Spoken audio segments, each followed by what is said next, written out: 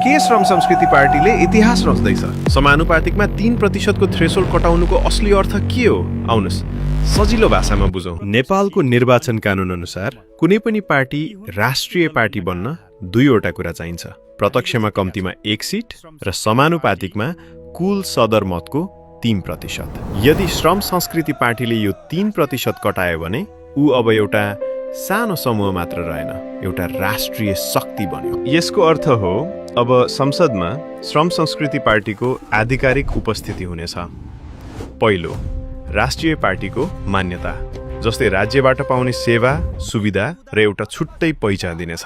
दोस्रो, समानुपातिक सिट। 3% कटाउने बित्तिकै मतको अनुपातमा संसदमा सिटहरू सुनिश्चित हुन्छन्। र तेस्रो, श्रमको आवाज। अब सडकको मुद्दा सिधै सदनमा गुन्जिनेछ। यो 3% केवल अङ्क होइन, यो त पुराना दलहरूका लागि एउटा कडा चेतावनी र नयाँ सोचको विजय हो। के अब श्रम संस्कृतिले देशको राजनीति बदल्छ त? तपाईलाई के लाग्छ? तल कमेन्ट गर्नुहोस्।